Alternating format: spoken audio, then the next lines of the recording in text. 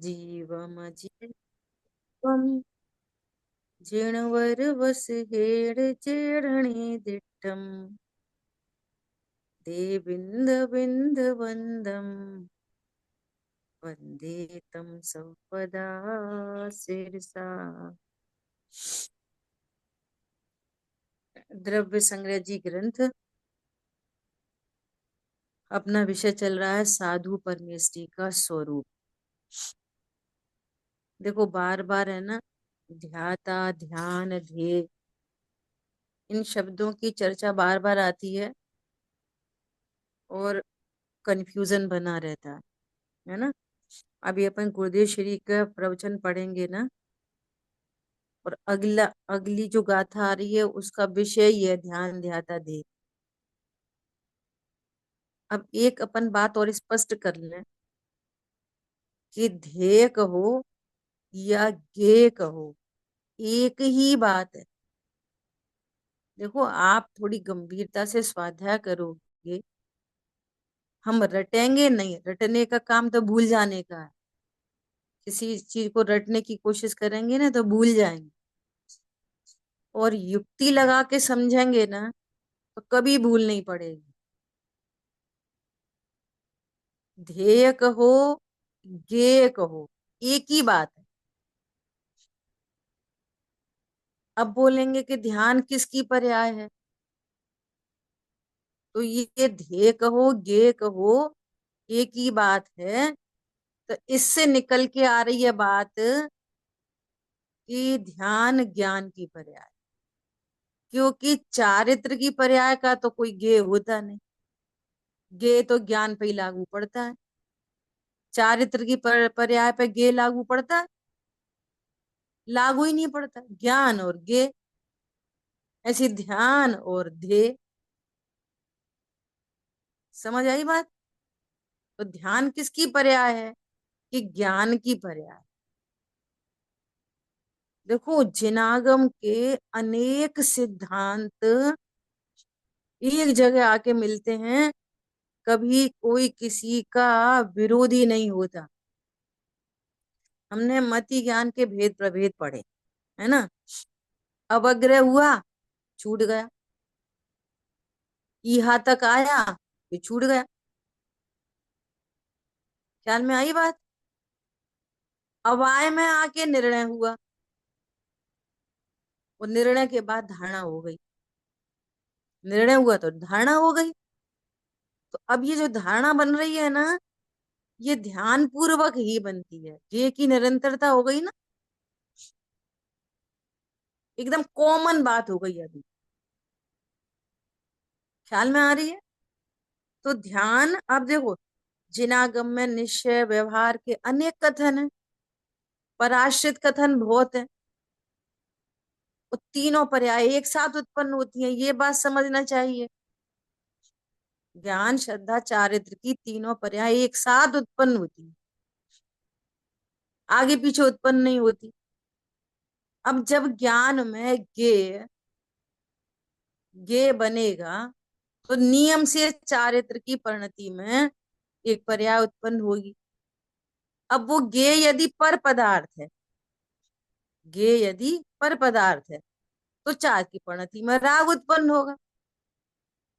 और ज्ञेय यदि स्व पदार्थ है तो नियम से वितरागता उत्पन्न होगी। तो पराश्रित कथन करने के लिए कभी ध्यान को ही शुभ और अशुभ संज्ञा मिल जाती है। अशुभ ध्यान शुभ ध्यान, ये संज्ञा किधर से मिली? चारित्र की परिणति की तरफ से। ये पराश्रित कथन है, क्योंकि एट ए टाइम काम हो रहा है। जिस समय ज्ञान में पत्नी लक्ष्य बनी, कोई महिला लक्ष्य बनी, और ज्ञान में विकार उत्पन्न हुआ।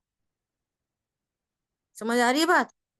तो चारित्र की परिणति में क्या उत्पन्न हो जाएगा? उसके प्रति जो राग उत्पन्न होएगा ना, तो उसको क्या बोलेंगे? अशुभ ध्यान। शुभ ध्यान है। ये दोनों को मिला के बात की जा रही है, ज्ञान की परिणति और चारित्र की परिणति, दोनों को मिला के अशुभ ध्यान कहा जाता है। और अगर इनका ब्रैकेट ओपन करेंगे तो ध्यान है ज्ञान की पर्याय, और उसी समय अशुभ भाव उत्पन्न हुआ है वो चारित्र की पर्याय। अगर डिफ्रेंशिएट करेंगे, बाइफरकेट करेंगे, ब्रैकेट ओपन करेंगे, तो दो पर्याय हैं वहां। इतनी आपको स्पष्टता चाहिए। ख्याल में आ रही है? हम स्वाध्याय कर रहे हैं, स्वाध्याय में हमने मुनिराज का स्वरूप सुना। अरे ऐसे होते हैं मुनिराज। तो अब ज्ञान में लक्ष्य किसका बन रहा है? मुनिराज का। ज्ञान में लक्ष्य हुआ मुनिराज का। वो चारित्र की परिणति में स्वरूप समझकर महिमा आई। स्वरूप नहीं जानते तो महिमा नहीं आती, तो देखा देखी होती है। तो महिमा आई, तो महिमा है शुभ भाव। तो शुभ भाव और प्लस ज्ञान, दोनों के मिला के क्या बोल देंगे? शुभ ध्यान।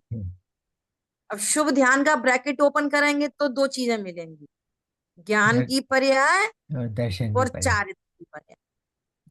दो पर्याय मिलेंगे। तो अब कोई बोले श्रद्धा की पर्याय क्यों नहीं बोल रहे?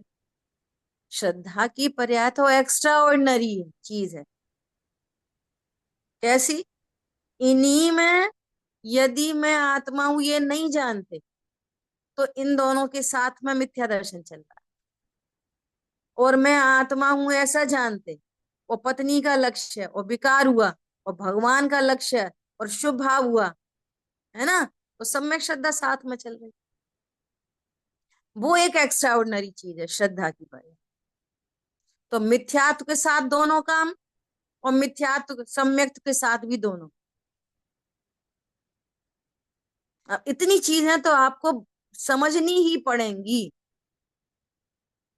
नहीं तो आप जिनागम में प्रवेश नहीं कर पाओगे। जगह जगह मिक्सिंग के कथन है, जगह जगह पराश्रित कथन है। इसलिए कंसेप्ट तो एकदम क्लियर चाहिए ही चाहिए।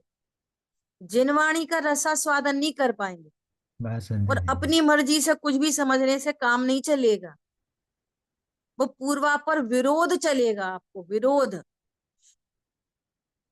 अगर आप ध्यान को राग की चारित्र की परिणति को ध्यान कहोगे, है ना, तो बात ही नहीं बनेगी। इसी प्रकार ध्याता, इसी प्रकार ध्रुव ध्यान करता है क्या? ध्रुव ध्यान करता है क्या कि ध्रुव का ध्यान होता है? सुनो, ज्ञान की पर्याय के लिए पर पदार्थ भी ज्ञेय हैं, और ज्ञान की पर्याय के लिए आत्मा भी ज्ञेय है। आत्मा ज्ञेय होता है, आत्मा ध्यान नहीं करता। आत्मा अपने आप में एक ज्ञेय है। तभी तो स्वपर प्रकाशक कहते हैं ज्ञान को। पर ज्ञान में विषय बने तो पर प्रकाशन कहाँ पे हो रहा है? चारित्र की परिणति में कि ज्ञान की परिणति में? स्वपर प्रकाशक कौन है? ज्ञान श्रद्धा की चारित्र। कौन है स्वपर प्रकाशक? ज्ञान है। ज्ञान है स्वपर प्रकाशक। हम्म। तो श्रद्धा है स्वपर प्रकाशक? श्रद्धा भी नहीं होती स्वपर प्रकाशक। चारित्र की परिणति स्वपर प्रकाशक होती है, वो तो हम्म। अंधी होती है। हम्म। चारित्र की परिणति में राग उत्पन्न होने से मतलब है बस। वो किसके ऊपर आया है वो चारित्र की परिणति जानती नहीं।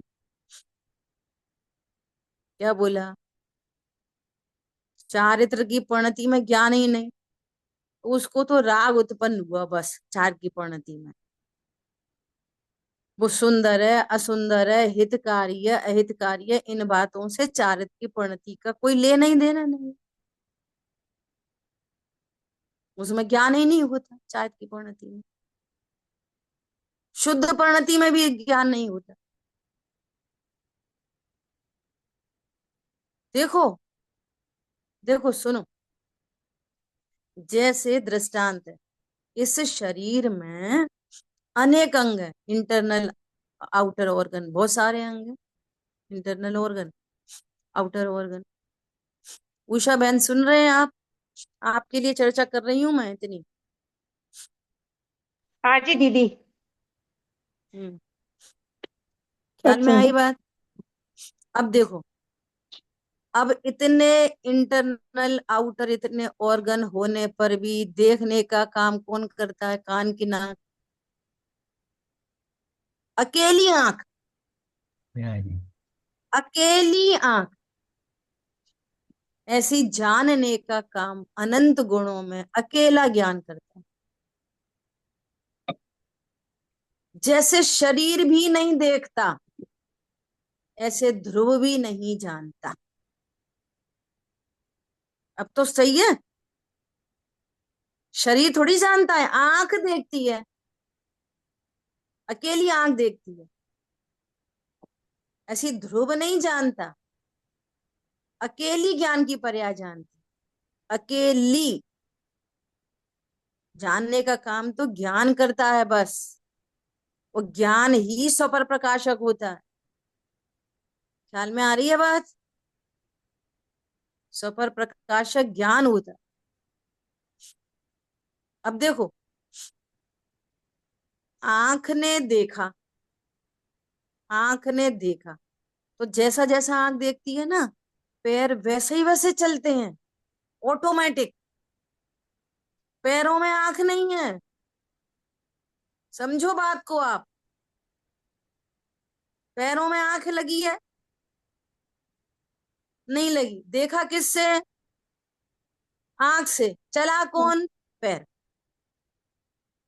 अब समझो सामने गंदगी पड़ी है, तो पैर के, आंख ने देखा तो पैर कहाँ उठेगा? गंदगी को क्रॉस करते हुए अपने आप। आंख, आंख पैर में नहीं लगी। हम्म। समझ में आ रही है बात? ऐसा। और रोड क्लीन है, तो आंख देख रही है रोड क्लीन है, तो पैर आगे बढ़ता है। हम्म। कोई ऑब्स्टेकल दिखता है किसको? ज्ञान को, आंख को, तो हम्म। पैर रुकते हैं। हम्म। समझ में आ रही है बात? हाँ जी, बात सुनता हूँ। कैसे इधर में होता है ज्ञान में, सेम टू सेम। जानता कौन है? ज्ञान। ज्ञान। ज्ञान में गे कौन है? अब गे कहो कि ध्येय कहो, यदि ज्ञान में ध्येय रूप से या ज्ञेय रूप से पत्नी बच्चे दुकान मकान है, हम्म। तो तीव्र कषाय उत्पन्न होगी। उषा बहन, आप एक जगह रखो मोबाइल, मूव नहीं करो, है ना? हम्म। तो क्या होगा? अशुभ भाव उत्पन्न होगा। हम्म। तो अशुभ भाव उत्पन्न होगा, तो हम्म। उसको दोनों को मिला के बोलेंगे अशुभ ध्यान। हम्म। ध्यान अशुभ नहीं है, वो तो ज्ञान है। लेकिन हम्म। चारित्र की प्रणति के साथ में उपचार आएगा उसके ऊपर, ज्ञान के ऊपर, क्या? अशुभ ध्यान। नहीं। ऐसे ही गे रूप से, गे रूप से देवशास्त्र गुरु है। ये हम्म। ज्ञान में लक्ष्य बन रहा है देवशास्त्र गुरु का, हम्म। तो चारित्र की प्रणति में मंद कषाय उत्पन्न होगी। हम्म। तो क्या बोलेंगे? शुभ ध्यान। हम्म। और वही ज्ञान का विषय आत्मा होगी, तो राग देश उत्पन्न ही नहीं होंगे, हम्म। वीतरागता उत्पन्न हो जाएगी। तो क्या बोलेंगे? शुद्ध ध्यान, निश्चय ध्यान। हम्म। समझ में आ रही है बात? हाँ जी। ऐसा। तो ज्ञेय कहो और ध्येय कहो, एक ही बात है। और जब आप एक बात कहोगे तो आपको पकड़ में आएगी कि ध्यान चारित्र की पर्याय नहीं है, ध्यान ज्ञान की पर्याय। हम्म। और ज्ञान एक जगह पर रुक जाए, हम्म। तो उस ज्ञान की निरंतरता को ही ध्यान कहते हैं। हम्म। ख्याल में? उन्होंने हमसे ऐसा बोल दिया, अब दुनिया समझा रही है। अरे बोल दिया तो बोल दिया, क्या फर्क पड़ता है, अपन से छोटे हैं, बच्चे हैं, समझते नहीं है। परंतु वो ज्ञान उधर से हट ही नहीं रहा। ज्ञान का विषय वही का वही बना है, निरंतरता, निरंतरता और निरंतरता। तो ये क्या हो गया? आर्त ध्यान, अनिष्ट संयोगज आर्त ध्यान। वो हटाए नहीं हटता। समझ में आ रही है बात? तो दीदी स्वाध्याय हाँ। सुनी। यहाँ ज्ञान की पर्याय तो एक समय की है, तब वही वही पर्याय बार बार आ रही है, इसका वही ये वही अर्थ है। उसी बार बार उसी को विषय बना रही है। ज्ञान की पर्याय तो एक ही समय की है, लेकिन वो बार बार विषय किसको बना रही है? उसी ऑब्जेक्ट को, उसी ऑब्जेक्ट को बार बार विषय बना रही है निरंतर। इसलिए बोला ना, ईहा हुई छूट गई। उसने अगेन विषय नहीं बनाया, दूसरे को विषय बना लिया। फिर उस चीज की ईहा हो गई, फिर दूसरा विषय बन गया, फिर ईहा हो गई, अवग्रह हुआ, फिर दूसरा विषय बन गया। लेकिन ठहर जाए, ये साड़ी कितनी अच्छी है। जैसे गाड़ी जा रही है, मार्केट से होते हुए गाड़ी जा रही है, कभी कुछ ज्ञान में गे बन रहा है, कोई बन रहा है, तो रुकते ही नहीं है ज्ञान। अवग्र ईहा हो गई, अवग्रह हो गया, ईहा हो गई, अवग्रह हो, छूट गया छूट गया। फिर एक चीज पर टिक गई, शोरूम में देखा डमी पे पड़ी, ये साड़ी कितनी अच्छी है। ये ध्यान। समझ में आ रही है बात? अरे ये मंदिर कितना सुंदर है, ये प्रतिमा जी कितनी अच्छी है। ये ध्यान। कितनी दीदी बार नहीं देख, कर, दर्शन करते हैं, दर्शन करते हैं तो उपयोग रुकता ही नहीं है, बस ऐसे और करके करके उपयोग लगता ही नहीं है कितनी बार। ऐसे ही इसमें ऐसे ही चावल चढ़ा चढ़ा के आ जाते, तो कभी एकदम से ओहो, जिनेन्द्र भगवान की प्रतिमा, वो ज्ञान ठहर गया वहां पर। दीदी ये ठहरने की क्रिया कैसे हुई? ज्ञान तो हमारे कंट्रोल में नहीं है। अपने क्रिया पर्याय स्वयं होती ये है तो कौन कह ठीक। रहा है कि आप करो? ये तो बात ही नहीं चल रही कि करो। तो ठहरने का अर्थ क्या वो हुआ? स्वयं। ठहरने मतलब स्वयं ही बनाता है अपने गेय को, स्वयं ही ठहरता है।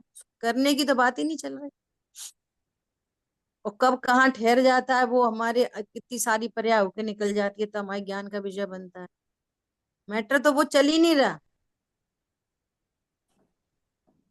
बल्कि करो का तो निषेध है इसमें, कि ध्यान करो ध्यान करो। करने से नहीं होता ध्यान, ध्यान करने की चीज नहीं है, ध्यान होने की चीज है।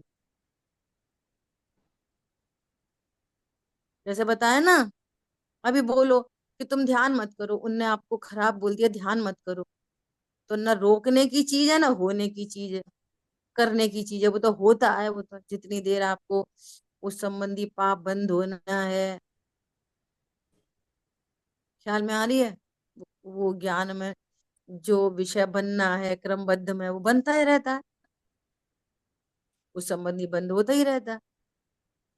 और बिना ध्यान के तो कोई होता ही नहीं है, हर समय चलता रहता है ध्यान तो। कभी शुभ अशुभ, शुभ अशुभ, शुभ अशुभ, शुभ अशुभ, अज्ञानी स्वरूप को कभी जाना ही नहीं, तो शुद्ध ध्यान तो उसे हुआ ही नहीं है। अब निर्णय पूर्वक सविकल्प ध्यान, फिर अनुभूति पूर्वक निर्विकल्प ध्यान। अरे ये बात ख्याल में बहुत स्पष्ट चाहिए, इसको रटने की कोशिश नहीं करो, कंसेप्ट को समझना चाहिए। ठीक है, देखो आपको बार बार मिलेगी इसमें ये बात, बार बार। चारित्र की परिणति को देव का स्वरूप पता है? बता। नहीं। नहीं। जानेगा कौन? ज्ञान ज्ञान जानेगा। ज्ञान। ज्ञान जानेगा, स्वरूप को कौन जानेगा? ज्ञान। ज्ञान। तो ज्ञेय कुछ कहाँ पे बनेंगे, ज्ञान में कि चारित्र में? ज्ञान। ज्ञान में, यही तो ज्ञान में ज्ञान में बनेंगे। बनते हैं। तो जब ज्ञान में ज्ञेय बनेगा तो वो ज्ञान में ही ध्येय होता है। चारित्र की परिणति में राग होता है या द्वेष होता है या वीतराग का होता है। एकदम क्लियर, ख्याल में आई बात? अभी भी कुछ असमंजस हो तो फिर पूछ लेना। देखो पढ़ते हैं अपन गाथा 54 वो पर वो प्रवचन। दीदी दीदी समाधि तंत्र में वो आता है ना एग्जाम्पल, अंधा और लंगड़े का। हाँ। हाँ, वहाँ जो लंगड़ा है वो ज्ञान है, और हम्म। फिर वो जैसे आपने बताया ना, वो ज्ञान आंख से देखते हैं मगर पाँव चलते हैं। हम्म। ठीक है, देखो निश्चय रत्नत्रय स्वरूप निश्चय ध्यान है, सीधा ही सीधा। तीनों ही पर्याय लेंगे, लेकिन ध्यान तो ज्ञान की पर्याय, श्रद्धा में विश्वास है, चारित्र की परिणति में लीनता है, तीनों पर्याय हो गई। निश्चय ध्यान तब कहलाएगा। आत्मा ज्ञेय रूप से, आत्मा का विश्वास, आत्मा में लीनता, ये निश्चय ध्यान हो गया। अर्थात तो क्लियर लिखा है, देखो आगे, अर्थात आत्मा की प्रतीति, आत्मा का ज्ञान और रमणता, ये निश्चय ध्यान है। ठीक है। उसके परंपरा कारणभूत मुनिराज हैं, ऐसा ध्यान हमको प्रकट हो। उसके परंपरा से कारणभूत कौन है? कि मुनिराज हैं। पॉइंट समझना, कितनी गजब की बात है। हमारी परिणति में रत्नत्रय धर्म प्रकट हो, उसका कारण कौन है? पत्नी, बच्चे, दुकान, मकान, टीवी, फ्रिज, कूलर, क्या है? तीर्थ यात्रा, दया, दान? नहीं नहीं प्रभु, देव, शास्त्र, गुरु, है ना। अब यहाँ मुख्यता से किसकी बात चल रही है? मुनिराज की। तो मुनिराज की मुख्यता से बात करेंगे, है ना। उसके परंपरा कारणभूत मुनिराज हैं। कैसे हैं मुनिराज? अब देखो, अब मुनिराज कैसे होते हैं? कि वे स्वयं ही निश्चय व्यवहार ध्यान को साधते हैं। देखो, वे मुनिराज निश्चय व्यवहार मोक्ष मार्ग को साधने वाले हैं। तो हमें पता चलेगा कि कोई एक जीव ऐसा है जो स्वयं ही अनंत दुखों से छूट कर अनंत काल के लिए सुखी होने के मार्ग पर चल रहा है, बढ़ रहा। समझ में आ रही है मुनिराज कौन है? जो अनंत दुखों से छूट चुके हैं, छूट चुके हैं अनंत दुखों से। अब मोक्ष मार्ग के नाम से कुछ ख्याल भाव भाव ही नहीं प्रकट पकड़ में आता। मोक्ष मार्ग मतलब छूटने का मार्ग। मोक्ष मतलब छूटना, छूटने का मार्ग। किससे छूटने का? दुखों से छूटने का। किससे छूटने का? दुखों से छूटने। क्या है दुखों से छूटने का मार्ग? कि रत्नत्र। वे रत्नत्र क्या होते हैं? मैं आत्मा हूं ऐसा ज्ञान होता है रत्नत्र। जहाँ ज्ञान होता है वहां श्रद्धा भी होती है, वहां चारित्र भी होता है, तो रत्नत्रय बोलते हैं। उसी को चार आराधना बोल दो, उसी को पंचाचार बोल दो। 3 4 5 सिंपलेस्ट वे में रत्नत्रय ही चलता है। चार आराधना बोले तो परेशान होने की जरूरत नहीं, तप को ऐड कर दिया। पंचाचार बोले तो टेंशन की जरूरत नहीं, उसमें वीर को ऐड कर दिया। 6 भी बोल सकते, 7 भी बोल सकते, 8 भी बोल सकते, अनंत बोल सकते। अनंत गुणों की शुद्ध पर्याय प्रकट होती है। तुम्हारे तो ज्ञान का विषय नहीं है अनंत। असंख्यात भी याद नहीं रख सकते, संख्यात भी याद नहीं रख सकते। कितना शॉर्ट कोर्स दे दिया, तुम 3 4 5 याद कर लो, इतना ही बहुत है। समझ में आ रही है? प्रभुत्व की बोल दो, एक प्रभुता की पर्याय प्रकट हुई, प्रभुत्व प्रकट हुआ। कितनी जितनी शक्तियां उन सब की सम्यक परिणमन हुआ, सब बोल दो, क्या फर्क पड़ता है। लेकिन 5 ही याद रख लो, भले आदमी, तो ही बहुत है। समझ में आ रही है बात? तो घबराना नहीं। और रटोगे तो चक्कर में फंसोगे, समझ के काम करोगे तो बहुत सिंपल है, बहुत सिंपल। कठिन नहीं है। मार्ग कठिन हो जाए तो कितनी मुश्किल हो जाएगी। हरी बात समझ में? ऐसा। सो क्या है? मोक्ष मार्ग को साधने वाले हैं। क्या है मोक्ष मार्ग? सुखी होने का मार्ग। हम मार्ग के नाम पर रास्ता नहीं, वे। मार्ग मतलब तरीका, सुखी होने का तरीका। हम समझ रहे हैं सुखी होने का तरीका लग्जरी लाइफ है, सभी को अपने अनुसार परिणमन कराओ, ये लग्जरी, ये सुखी होने का तरीका है। नहीं नहीं, ये सुखी होने का तरीका नहीं है, ये दुखी होने का तरीका है, ये बंधन का तरीका है, ये संसार मार्ग है। मिथ्या दर्शन ज्ञान चारित्राणि संसार मार्ग।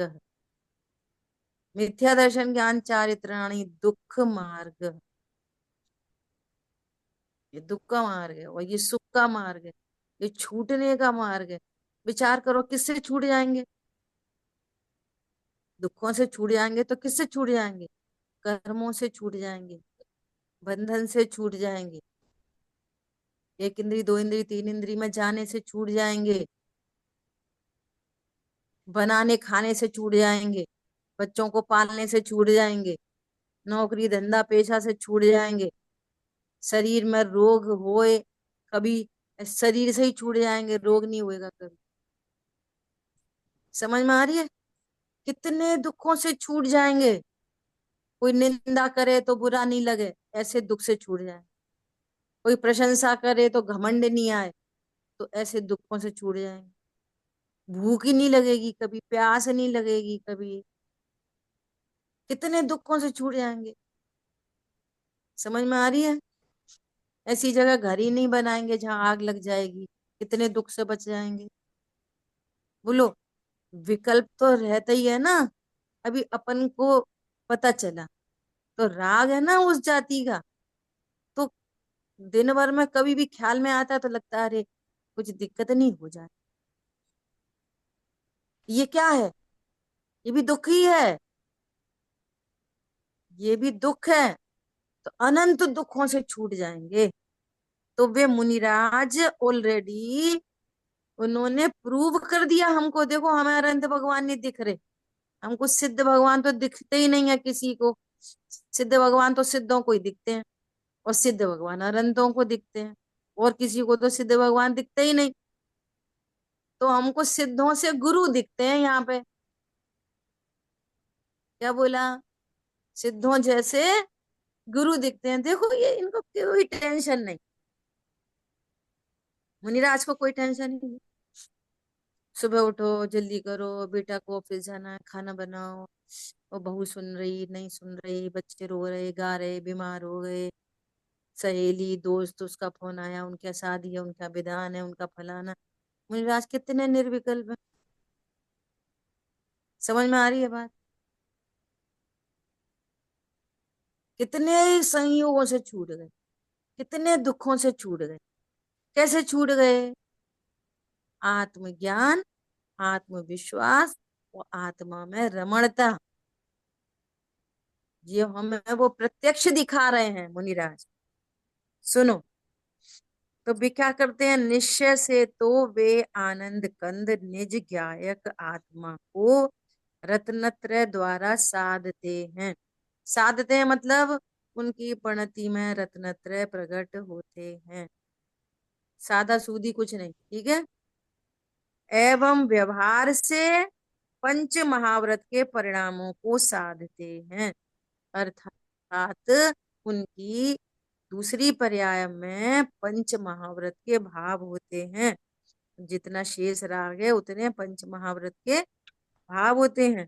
तथा परम साधु की भक्ति रूप जो रमोलोय सव सावणम पद को, पद के बोलने रूप तथा जाप करने रूप लक्षण का धारक पदस्थ ध्यान है।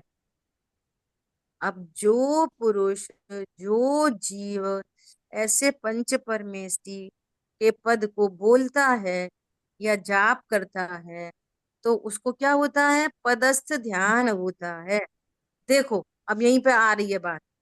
उस ध्यान के ध्येय भूत साधु परमेष्टि हैं। अब ध्यान की जगह लगाओ ज्ञान। उस ज्ञान के ज्ञेय रूप साधु परमेष्टि हैं। समझ में आ गई बात? ध्यान की जगह क्या लगाओ? ज्ञान। और ध्येय की जगह क्या लगाओ? ज्ञेय। क्लियर? उस ज्ञान के ज्ञेय रूप, उस ज्ञान में कौन ज्ञेय बन रहा है? साधु परमेष्टि। साधु परमेष्टि ज्ञान में गे बन रहे, मतलब फिजिकली नहीं, फिजिकली नहीं, उनका स्वरूप, उनका स्वरूप। वे जीव हैं, इनको तीन कषाय चौकड़ी के अभाव की वीतरागता है, साथ में उनको एक राग भाव चल रहा है संजुलन संबंधी, उस राग भाव में वे 28 मूल गुण का निरतिचार पालन करते हैं। ये समझ में आ रही है।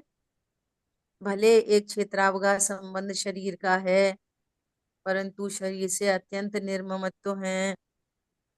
ये उनका पूरा स्वरूप ख्याल में आना, इसका नाम है ध्यान। ध्यान भी किसका नाम है? ज्ञान और ज्ञान की निरंतरता। तो निरंतरता में क्या होएगा? उनका पूरा स्वरूप चलेगा। तो स्वरूप पता है तो ध्यान होगा, और स्वरूप पता नहीं है तो ध्यान नहीं होगा। ख्याल में आई बात? ऐसा तो कितना स्पष्ट है। उस ध्यान के ध्येय भूत साधु परमेष्टि हैं, अर्थात उस ज्ञान के वो जीव जो जिसको पदस्थ ध्यान हो रहा है, उसके ज्ञान के ये साधु परमेष्टि हैं। तो पहली पर्याय सो ये और साधु परमेष्टि के स्वरूप का चिंतन चलने लगा, सो ध्यान। पहली पर्याय बनी, वो क्या बनी? ज्ञान और ज्ञे, और स्वरूप का चिंतन चलने लगा। कहाँ पर चलेगा स्वरूप का चिंतन? कौन करेगा? श्रद्धा की चारित्र। तो चिंतन तो ज्ञान में ही चलता है। ज्ञान के पर्याय निरंतर है। मति ज्ञान का ही तो भेद है। हम्म, चिंता किसका भेद है? मति ज्ञान का। चारित्र की परिणति का भेद थोड़ी है चिंतन, मति ज्ञान का भेद है चिंतन। तो चिंतन कहाँ पे होएगा? ज्ञान में, उसी का नाम ध्यान है। ज्ञान। ख्याल में आ रही है बात? हाँ जी। अब रटोगे तो भूल जाओगे, और स्वरूप समझोगे तो कोई दिक्कत नहीं, सिंपल है एकदम। ठीक है, हाँ बोलिए। मुझे ये पूछना है कि पदस्थ ध्यान और रूपस्थ ध्यान में अंतर क्या है? अगर हम पद पढ़ रहे हैं तो भी हमें पंच परमेष्ठी भगवान का ध्यान आएगा, और रूपस्थ ध्यान तो भी हमें उनका ही ध्यान आएगा। तो दोनों में अंतर क्या है? कोई नहीं है। एक को वो पद की तरफ से याद कर रहे हैं कि ये साधु पद है, तो उसको पदस्थ कह रहे हैं, और एक को उनको रूप की तरफ से देख रहे हैं, तो वो रूपस्थ ध्यान है। पहले चर्चा हो गई पूरी, एक ही बात है। जब तक देह शरीर साथ में है तब तक वो रूपस्थ ध्यान कहलाता है, और जब शरीर जिनको नहीं है, ऐसे सिद्ध भगवान का स्वरूप का जब हम ध्यान करते हैं तो वो रूपातीत कहलाता है। और शरीर में विराजमान आत्मा का ध्यान करते हैं, शरीर का ध्यान नहीं करते, तो उसको पिंडस्थ ध्यान कहते हैं। और वे किस पद में स्थित हैं? आचार उपाध्याय साधु अनंत सिद्ध, उसको पदस्थ ध्यान कहते हैं। बस इतनी बात है। ठीक है। जो संत मुनि अपने आत्मा के दर्शन से एवं स्वसंवेदन ज्ञान से पूर्ण है तथा राग रहित दशा से स्वरूप को साधते हैं, वे चारित्र प्रकट करते हैं। जिसे दर्शन ज्ञान चारित्र की खबर नहीं, वह साधु नहीं। और सुनो, जिसको दर्शन ज्ञान चारित्र की समझ नहीं, वो श्रावक भी नहीं, साधु नहीं। तुम तो बड़े भारी श्रावक हो। सही बात है, वे साधु नहीं होते। तुम श्रावक होते कि नहीं होते? ख्याल में आ रही है? हम साधु की बात सुन के और बिल्कुल इग्नोर मार देते हैं। जिसको दर्शन ज्ञान चारित्र की खबर नहीं, वो श्रावक भी नहीं। सुनो, जिसको दर्शन ज्ञान चारित्र की खबर नहीं, वो जैनी भी नहीं, नामधारी जैन है। जिसको द्रव्य गुण पर्याय का कंसेप्ट पता नहीं, वो नामधारी जैन है। समझ में आ रही है बात? तो यहाँ साधु ही साधु मत ले लेना, अपने बारे में विचार करना। हम कैसे जैन, हम अपने भगवान को ही नहीं जाने। द्रव्य गुण पर्याय के बिना आप जिनागम की एक सिंगल ए भी नहीं पढ़ सकते। अनंत भगवान को कैसे समझोगे बिना द्रव्य गुण पर्याय के? बता, कौन सा तरीका है अनंत भगवान को द्रव्य गुण पर्याय के बिना समझने का? बता, कौन सा तरीका है सिद्ध भगवान को द्रव्य गुण पर्याय के बिना समझने का? कौन सा तरीका है पुद्गल को द्रव्य गुण पर्याय के बिना समझने का? कौन सा तरीका? पाप परिणाम को, पाप परिणाम हिंसा झूठ चोरी कुशील परिग्रह को द्रव्य गुण पर्याय के बिना कैसे समझ सकोगे? बता, शुभ भावों को कैसे समझ लोगे द्रव्य गुण पर्याय के बिना? वीतरागता को कैसे, धर्म को, सुनो, क्षमा मार्दव आर्जव सत्य शौच संयम 10 धर्मों को द्रव्य गुण पर्याय के बिना कैसे समझ लोगे? खबर ही नहीं है 10 लक्षण धर्म क्या चीज है, कौन से गुण की पर्याय है, खबर ही नहीं। कैसे खबर नहीं? द्रव्य गुण पर्याय कंसेप्ट पता ही नहीं। पाप तत्व कहाँ पे उत्पन्न होता है? ऐसे बोल देंगे आत्मा में, आत्मा में, बस आत्मा में।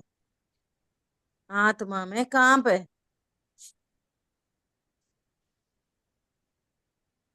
समझ में आ रही है? डॉक्टर चारित्र साहब गुण की बहुत पर्याय। बुखार है, बहुत खांसी हो रही है, बहुत बुखार है, बहुत बुखार है।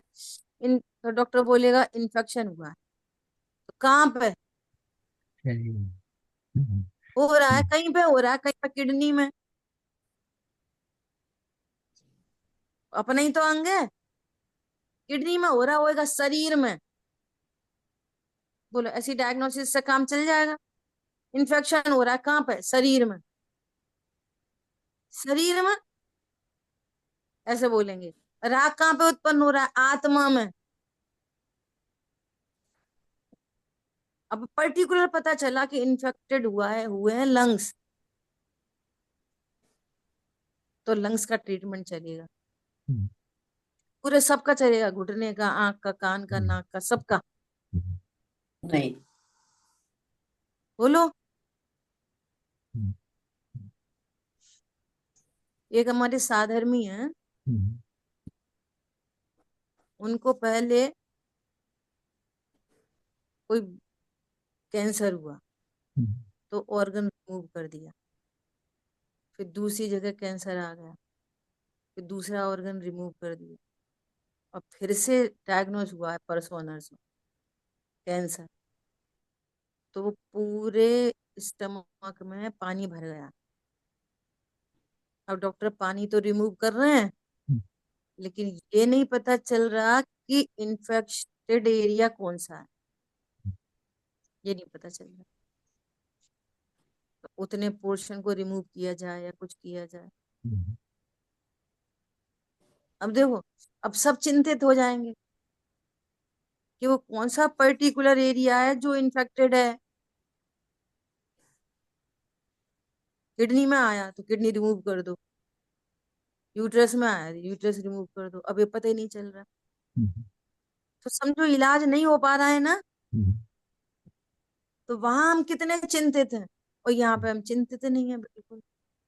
हमें खबर ही नहीं पड़ती है कि ज्ञान की पर्याय में क्या काम होता है, श्रद्धा में क्या काम होता है, चाय की पर्याय में क्या काम होता है। तो वहां कहीं सुधार किया जाए। हम्म, कहाँ सुधार करेंगे? हम्म, रूट कॉज पे जाएंगे। समझ में आ रही है? हाँ जी। डायरेक्ट दुख, दुख का डायरेक्ट संबंध चारित्र की विकारी पर्याय से होता है दुख का डायरेक्ट संबंध, वो स्वयं ही दुख है इटसेल्फ, लेकिन उसका रूट कॉज वो खुद नहीं है। समझो बात को, उसका रूट कॉज मोह है, मोह, मिथ्यात्व। अब मिथ्यात्व भी अपने आप सही नहीं होता, उसका रूट कॉज है ज्ञान। तो पूरा फोकस कहाँ पे किया जाएगा? ज्ञान में, पूरा फोकस। सच्ची समझ, देखो नीचे ही लिखा है, नीचे यहाँ पे आ रहा है कहीं पे, सच्ची समझ, समझ सच्ची चाहिए तो काम पूरा होगा। ख्याल में आ रही है बात? कितना जरूरी है इस कंसेप्ट को भली प्रकार से समझना। कितने कितने साल हो जाते स्वाध्याय करते करते, बात ही नहीं पकड़ में आ रही।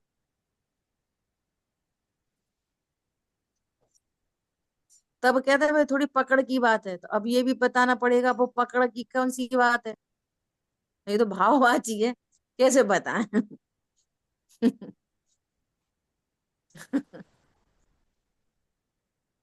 जो संत मुनि अपने आत्मा के दर्शन से एवं स्वसंवेदन ज्ञान से पूर्ण है तथा राग रहित दशा से स्वरूप को साधते हैं, वे चारित्र प्रकट करते हैं। जिनके दर्शन ज्ञान चारित्र की खबर नहीं, वे साधु नहीं, वे साधु नहीं। जिस मुनि को दर्शन ज्ञान में पूर्ण आत्मा ध्येय है, उसकी पर्याय को भी पूर्ण कह दिया। शिवभूति मुनिराज को शब्द याद नहीं रहते थे, किंतु परिपूर्ण आत्मा उनके श्रद्धा ज्ञान में था।